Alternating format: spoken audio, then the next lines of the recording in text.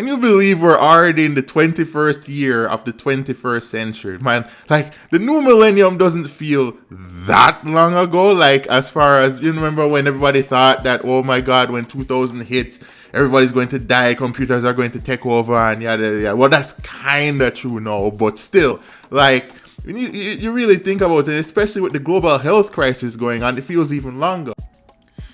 That said, we've gotten quite a bit of good music over the 21 years. Like, I have to break it down into two parts. The 2000s was just epic, man. Like, especially for people from my generation, I'm in the early 30s. So we're talking about going back into high school and college. Like, so many timeless hits, so many trends, so much fun stuff, man. Like, it was a great follow-up to the 90s. So it's like the 90s was version 1 of the golden era, and then 2000s was version 2. And then you go into the 2010s, yeah, the quality especially of dancehall dipped, but we did get quite a few generational stars, especially on the reggae side, that transformed things, and a few dancehall stars, so you can say, okay, Future's in decent hands still. So that got me to thinking, you know, in Jamaica, how we say, you know, artists run the place. So we look at each of the 21 years so far in the decade and think, who really are run the place for each of them years? Yeah? 2000 and 2001, Shaggy.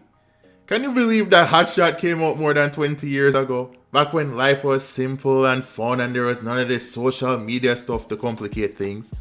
Mr. Lover Lover certainly made it look simple with elite production, and we had fun listening to it, as it perfectly fused elements of reggae, dancehall, and pop.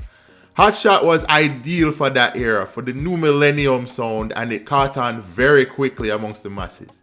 The diamond-selling album produced 2 Billboard Hot 100 number ones in Angel and It Wasn't Me. It Wasn't Me is still popular all these years later, even featuring a Cheetos ad with Ashton Kutcher and Mila Kunis during this year's Super Bowl, where Shaggy finally admitted that It Wasn't Me didn't work as an excuse for doing something. You have to admire the honesty there. Those singles gave Shaggy a ton of momentum heading into 2001, and by year end, it was the second highest charting studio album of 2001 on the US Billboard charts across all genres. That's something special. Honestly, we may never see a run like that again. And this was a diamond-selling album at that. So the fact that somehow Hot Shot didn't receive a single Grammy nomination despite selling that many albums is absurd to me. It still boggles my mind, and it boggled Shaggy's for a while too. Despite that, few people in music had the cachet Shaggy did during this 2-year stretch. He had the sound, he had the image, and everything on lock. And it's because of this album why Shaggy's pop culture relevancy has never waned all these years later. 2002, Sean Paul. Shaggy was at this point the new crossover king, but by 2002, Sean Paul was seriously threatening him for that throne thanks to his sophomore album, Dirty Rock. Sean was already an established player with Hot Girl Today and Deport Them hitting the US R&B charts on Billboard, and he was featured on the Belly movie soundtrack, recording Top Shotter alongside Vegas and the late great DMX. It's really hard to say late with DMX now, God rest his soul, man. In 2002 though, Sean got everyone feeling dirty with his multi-platinum album, Dirty Rock. This album sent Sean to uncharted territory, peaking in the top 10 of the Hot 200 albums charts. The hits from this album were so addictive. Give Me the Light was probably the dancehall song I heard most on the radio at this time. It was playing heavy in high schools, at parties, at barbecues.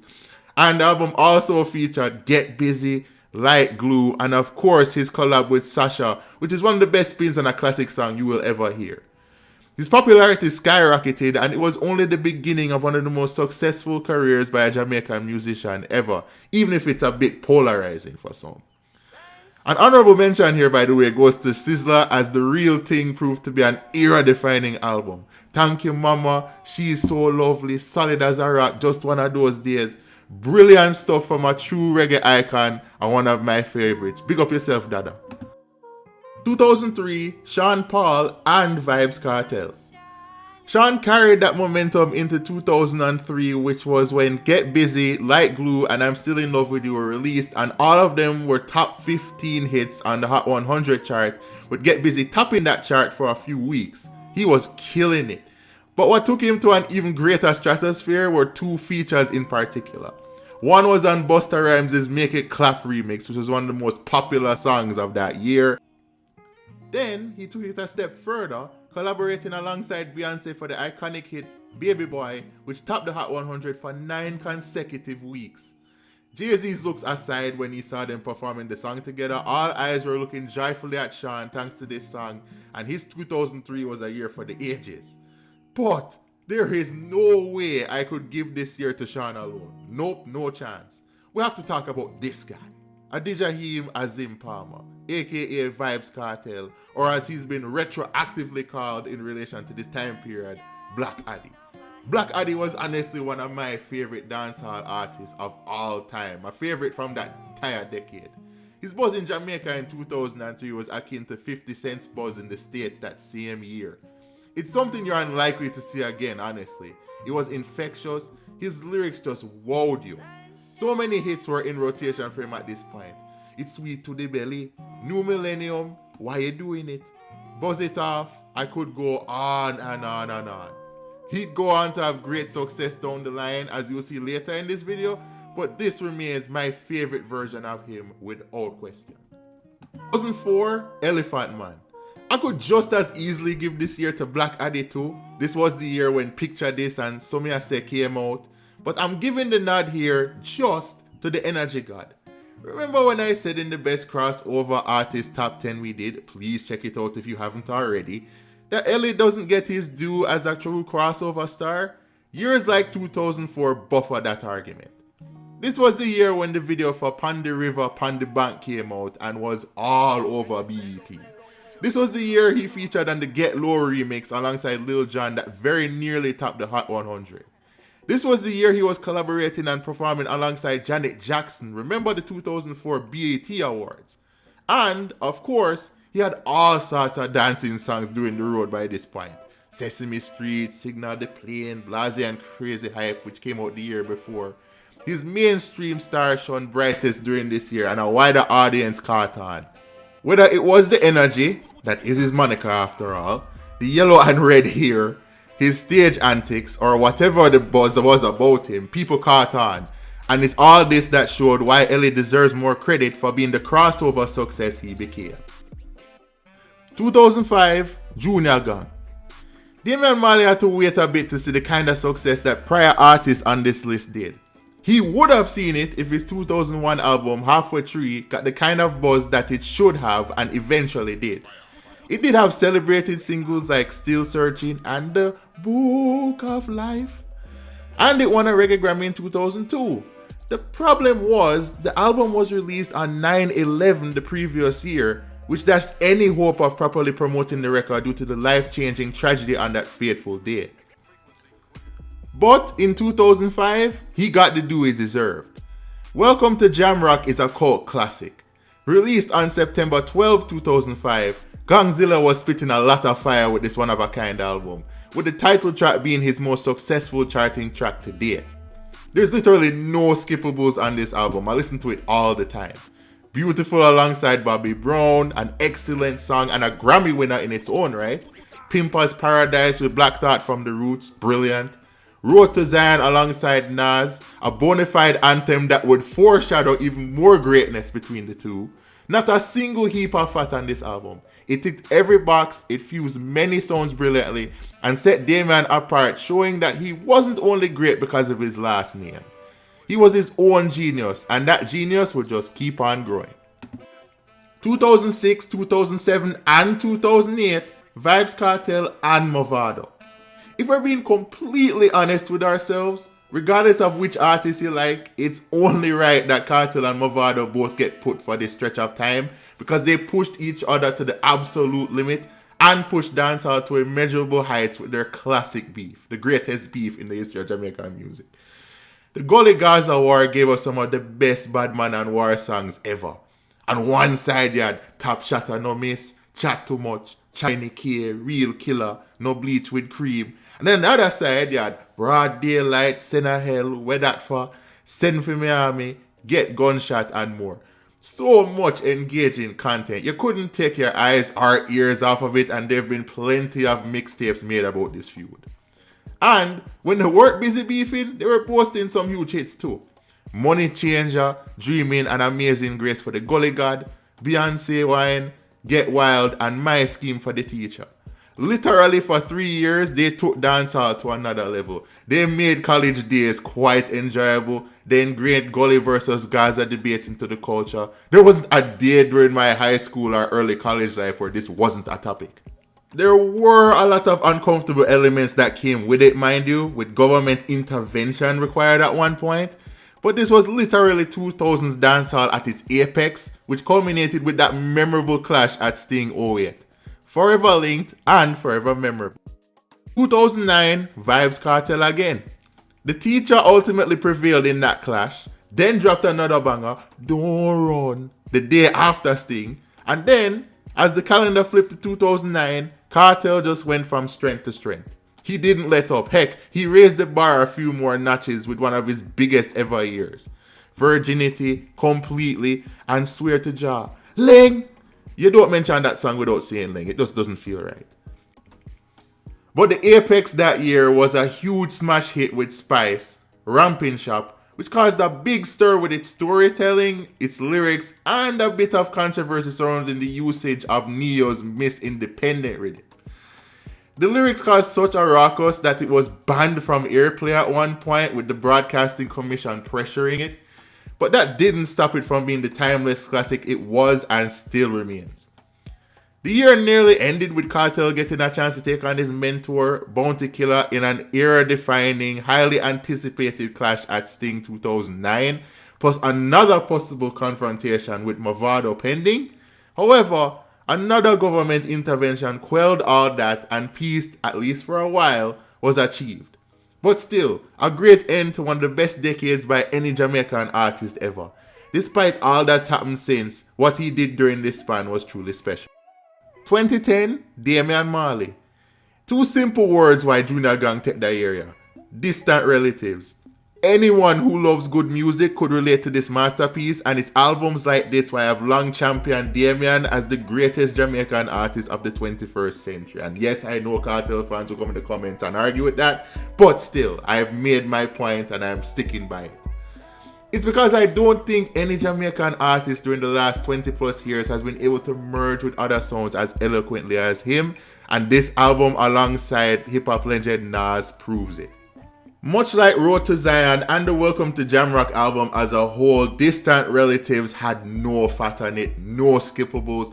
Like, the concepts on that album were ahead of its time. I mean, you listen to songs like Patience, you listen to songs like Friends, you listen to songs like Nah Mean. Like, every song was it was unbelievable. And what made it authentic too was this didn't feel like an experiment. You know, you hear hip-hop collabs with reggae artists or dancehall artists, and you know, them trying to fuse them sounds, and it just doesn't come out right. Only a few collaborations really get it right. Remember Barrington Levy and Shine, and I could come up with other examples, but Damian and Nas just had a fantastic chemistry. It honestly is my favorite album from the entire 2010s, and I really don't think you're going to see something like this again unless the two of them come together and do it again. I mean, just perfection, absolutely, transcended that entire decade of music. And man, I can't stop listening to it. You should listen to it if you haven't already. Trust me, it's worth every second of your time, man. That man, Damian Marley, is next level, and he keeps proving it, redefining himself, redefining his image time and time again, and he's just going from strength to strength. 2011, Vybz Kartel. This was really and truly Kartel's last top level year. At this point, he was oversaturating the airwaves. Let's be honest, he wouldn't let a song breathe before putting out 2 or 3 more, making you wonder if he was hell-bent on ensuring that he and the artists he's promoted would get all the airtime. 2010 was a great year for Kartel, especially with Chronixx, which was one of the biggest hits of that entire decade. I mean, everybody was wearing Chronixx even more than they already were in Jamaica because of him. And then he had Straight Jeans and Fitted, another swagger anthem of sorts. But in 2011, he was still hitting heights with songs like Look Pon We and Get Gal Anywhere alongside Russian. He also had Coloring Book where he was unapologetic about his bleaching. And then, of course, you had the summer anthem for all summer anthems, Summertime. Like, that song is so addictive. Like, you can't not listen to it and just... It hits you in the feels. It's like you just laying out, you're at a party, you're at the beach, you're at some chill spot and you hear that song play and it's like, yup, this truly feels like summer now. It was another piece of genius from Addy. Unfortunately, that's where his year peaked because after that, that's when the legal troubles came. That's when he was arrested a few months later on murder charges and a whole heap of things was going on from that point on. You know the rest of the story. And it's a real shame because Kartel in the 2000s when he was coming up, you admired the consciousness, you admired the deep thinking, you admired all of these things. The Kartel that we saw at the start of the 2010s was a very different person. You could tell, like, in his look, in his attitude. There were all sorts of rumors going on at the time about how he was treating artists and this, that, and the third, and who he was getting involved with. All sorts of stuff was going on with him, and people were accusing him of his ego being out of control. The stories with Not Nice and Gaza Kim and all of that. Like, it's a real shame, honestly, what happened to him from a personal standpoint. But still, when you look at his resume up to that point, I mean, how can you not say that he was one of the kings of dancehall? Is he the king of dancehall? I leave that for you guys to debate. But his resume, you can't argue against it. You just can't. 2012, 2013, and 2014, Chronixx. Man, Jamaican music needed Chronixx at this time. It's kind of fitting that he sang Smile Jamaica when he just came out, one of the best songs of the decade in any genre, because Jamaica was certainly smiling once he burst onto the scene. Like, when Chronixx bust, it was a different energy. Go back and watch Sting 2012. Like, the crowd was just, you know, they were eating up every word that he sang. Like, Chronixx was exactly what the music needed because there was so much controversy, so much bad stuff going on, as I mentioned, what happened in 2011. And he was just, he ushered in a new revolution. Reggae music needed somebody to take them forward. And all these promising young artists that were kind of on the underground at this point, they came up to the fore because Chronixx did. And he was a game changer at that point. Warrior, Here Comes Trouble, They Don't Know, Like a Whistle, so many classic songs from this young man at that period in time. Like, the music, it absolutely elevated because of him, and so many artists came up thanks to him in a way because, you know, because reggae music now had this sound that they could latch on to. Like, the energy, the magnetism that he brought with him is kind of similar to what happened with Junior Gong in 2005 and with Bob Marley when him just bust. In some way, it's not as big, but you could say Jesse Royal, Dre Island, and all the artists that came out at this time. Protege was stepping up more now. We'll get to him in a minute. But everything that Chronixx did from 2012 to 2014 was, they couldn't do no wrong. He was on late night shows everywhere. Jimmy Kimmel, Jimmy Fallon, like, he was a superstar. And you don't see superstars like this attract so much energy that's so positive and so refreshing like this. They come once in a generation. And what some people say, yeah, I'm kind of stalled now, this, that, and the third. Like, the resume when put up to this point, he's already a legend. He's already a legend. And just go back and look at the entire catalog. Go back and listen to Dread and Terrible. Like, nothing that this man did was off. He was on point, and thank God for him because reggae music took off to another level, and we finally got back the foundation of Jamaica, which was kind of missing for a while because dancehall took over. But Chronixx was the reason why reggae music started to feel truly like the essence of Jamaican culture again. 2015, Protege. You just heard me mention him in the last entry, and here he is. Protege was, just like Chronixx, a breath of fresh air to the music. he wasn't as buzzworthy as Chronixx was, and he actually came out before Chronixx did. Remember Arguments in 2008, an underrated song of his, by the way. But by 2015, Protege could do no wrong. He already had Who Knows alongside Chronixx on heavy rotation. One of the best songs of the decade. Like, it's one of those songs that just always gets your head bobbing because, and you don't even have to listen to the lyrics of the song too tough. You just hear the chorus and it just, you know, it does something to you.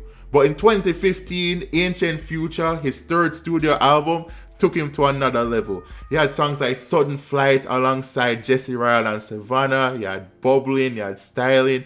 Like, go back and listen. Like, every Protege album that has ever been put out has had a different essence to it. But this was one of his better efforts. And, like, everything that he was doing at this point, he and Chronixx were really carrying the reggae genre at this point, and everybody with boss at that point now is like, when you collab with these guys, you're really onto something in your career. So what Protege did for reggae music by this point, it was very commendable, and it would be a prelude to some of the success that he would see later, including Grammy nominations and other award stuff. But when you consider that album and the fact that Who Knows was still uber popular by this time, you could see that Protege was destined for greatness. And I mean, you already saw it with his previous albums and what he had been doing since 2008. But he was on another level with this album. And that's, for me, is why he takes this year. 2016, Alkaline. Talk about calling your shot. Like, remember back when Alkaline just came out and he had those weird looking eyeballs and he was telling everybody how he tattooed his eyeballs, and everyone was like, how is that possible? Like, first of all, we all should have seen that this was a gimmick, that this was a PR stunt. Because who actually tattoos their eyeballs and it comes out looking that clean? Like, come on. You have to know it was contacts at some point. Like, yeah, but it worked. It certainly got him a buzz. It certainly got him the attention. And for the longest while, they kept talking about 2016, like, say, this was a vision that came to him. Like, this was going to be his year, and boy was it. Like, Alkaline in 2016 really showed that he was more than hype. He was more than, you know, just gimmicks and all of this stuff. He was a legit artist. He had the Youngest and the Baddest mixtape, which was lauded by fans and observers alike. And he also had songs come out that year like Things Take Time, Black and Delete, and Company. But the biggest one out of them all that year was Champion Boy, which is also the unofficial anthem, I guess you can call it, of his and my alma mater, Arden. Especially when they win Schools Challenge Quiz. 2-time champs, by the way, in a row. Big up yourself, Arden. Yeah, Alkaline, he absolutely took over this year, made his imprint, and everything that he set out to do in this year was done. Now, there's still some things about Alkaline that you wish he could fix up, especially his performing. Like, as a live performer, he doesn't wow you still. But this year kind of set in motion that, you know what, this guy knows what he's doing. He knows everything about Alkaline is calculated. It's well thought out. He's a smarter guy than people give him credit for. And this year, all the songs that he put out and all the promotion that he put into it, it was well thought out, and it was meant to be for him. And you could see it. You could feel it in his music. And full credit to him for coming out in such a bold way and delivering on his promises. 2017, Chronixx and Damian Marley. It's really hard to separate these two, especially when you consider the albums that they put out. Like, Chronixx and Damian Marley literally went head to head for the best reggae Grammy that year for two of the best albums of that decade and of the 21st century, really. For Chronixx, he released his hit album, Chronology, which featured songs like Spanish Town Rockin', Skankin', Sweet, Ghetto Paradise, I Can, and of course, Likes, which was, I mean, Chronixx in a dancehall style, underrated. Like, him can switch it up when he's ready and make it sound good. And it can also sound good merging with hip-hop as well. But all those songs, and Majesty, I cannot forget that one too. That was brilliant.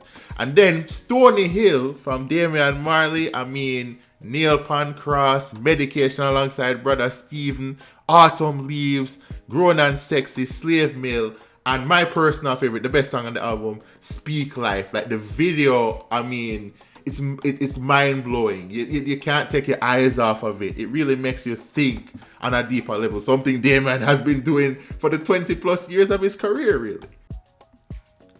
Like, it was so hard at the time trying to say, okay, which album was better, which had the better production, the better range of music and all that. And in the end, the Grammys chose Damian. Now, you know, some people, you know, being bad mind at the time saying, oh, because Damian is a Marley and Ray, but come on.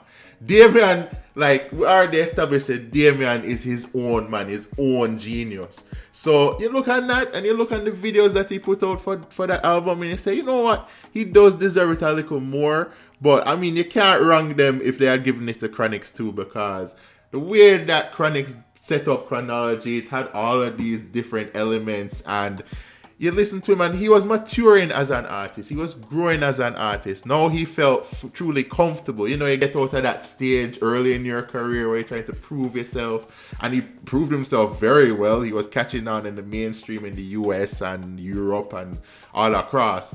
But that album really showed that he was ready to take his career to a higher place. But he and Damian, I mean, again, it's really hard to choose between these two. So I had to give it to both of them. But, you know, epic albums, still great listens to this day, and proof that these two, when they're ready to switch it up, they will switch it up and they will sound just as good, if not better than before. 2018 and 2019, Koffee. Now we should also give an honorable mention here to Massacre, who has come leaps and bounds in the last few years. 2018 and 2019 were very strong years for him with songs like Victory and Stay Strong. But who else was it going to be for this period? You have to put the Grammy kid here. Much like Chronixx in the early 2010s, Koffee, who ironically Chronixx helped bust, absolutely owned the latter part of this decade. Like, everything about her was so infectious. Her smile, the way she talks in interviews, and her song. Her songs are so impactful. And no song did that more than the 2018 offering, Toast. Gratitude is a must, might as well be ingrained as an official Jamaican phrase, because she took that and ran with it. Like, everybody has said that now. But Toast was maybe the best song of the decade. I know I've said that a few times already, but it's definitely in the conversation. Like, everybody would dance to it, everybody would sing to it. It was so catchy, and everything about Koffee is catchy. Like, she doesn't fake it either. You can tell, like, she's very confident in herself. She have a different style to her, she have a different swag to her. Everything about Koffee just screams success, just screams happiness at you. And I'm so proud of her. She's also a fellow Ardennite, so yeah, there's a bit of bias there, I'll admit that. But no question, like, there's nothing about Koffee that you listen to her and you say, nah, I'm not feel her still, you know. Like, Koffee really and truly owned the 2018 and 2019 stretch. Everybody wanted to perform with her. Every show in America wanted her. She's been on Wild 'N Out. She's been on the late night talk shows. She's been everywhere. She's marketable. And that's what we need more of. We need more marketable artists. Not just artists who have lyrics and artists who, you know, do the basics really well. We need marketable people, you know, to go along with all of those finer elements of the music. And Koffee is undoubtedly that. And to win a Grammy Award at 19, like, that just says enough about just how amazing her early career has been. And it just continues to go from strength to strength. She had Lockdown, she has other hits from 2020 onwards. Like, Koffee right now might be the most in-demand artist of them all. And I mean, the fact that she's already done this and she's only now, what, 21? Who knows what's going to happen from here? I mean, if she can build on this, we're talking about one of the greatest careers in Jamaican music history.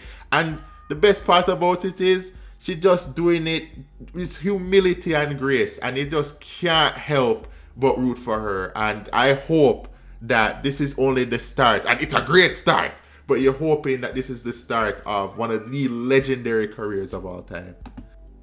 And 2020, Protégé. Protégé did so much in this year, not just from his own personal perspective of putting out music, but him boss artists, and that's something that we need more of in Jamaican music. We need people who boss artists and boss artists properly, not just promote a one song and then you hear them and then you don't hear from them again. No, we need people who know how to properly boss artists, build their image, build their confidence, help them find a higher range at a different level, you know what I mean, and put them out to the stratosphere. And that's exactly what Protege did in 2020. When it came to his music, In Search of Lost Time, his latest studio album was amazing. No skippables, honestly.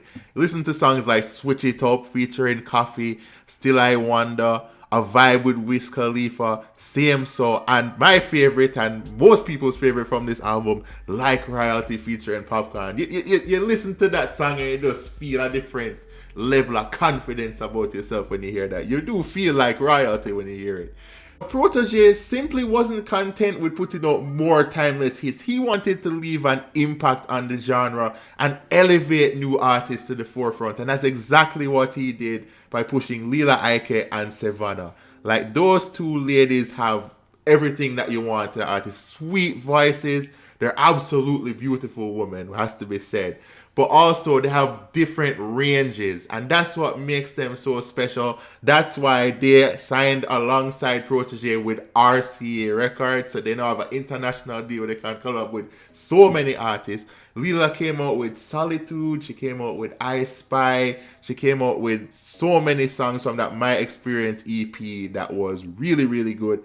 And then you had Savannah, who can switch it up. I like her more actually in dancehall style than in reggae style. Now, If You Only Knew was a great song, but Mango, that kind of showed that element. You can tell Savannah have that Broco element to her where it's like she's ready to just, dance and, broke out and all of these things. And Mango was a perfect example of that. She's not afraid to tap into her sexuality. Neither is Lila either. And you like that. You like a woman who's confident about herself, confident about how she looks, how she sounds. And both of those ladies have that combination. And Protege did wonders to bring them to the stratosphere, bring them to the forefront the way that he did. And now we have Jazz Elise also coming up from that group who's doing her own thing. What Protege is doing now is akin to what Bounty Killer did for the Alliance back in the 2000s. And the fact that he's bringing up women as well in the industry is very commendable. So hats off to Protege. Hopefully Indignation continues to do their thing. And it's great to see like reggae music really and truly now feels like the epicenter of Jamaican music and culture again. And it's thanks to people like him, people like Chronixx, people like Koffee. All of them deserve the praise for keeping this genre alive. And that's the list. That is every artist who run the place in each year of the 21st century so far. We'll see who run the place for 2021. But yeah, let us know what you think in the comments. Do you agree? Do you disagree with some of the artists for some of the years? Who do you think should have been on this list? As always, let us know on our social media pages at A76411JA on Facebook and Instagram. Subscribe to OriJinal Jamaica for more videos like these. And if this video does well, maybe we do a best artist for every year of the 90s? Maybe? Well, we'll see. I'm Mark from OriJinal Jamaican, and I will see you soon.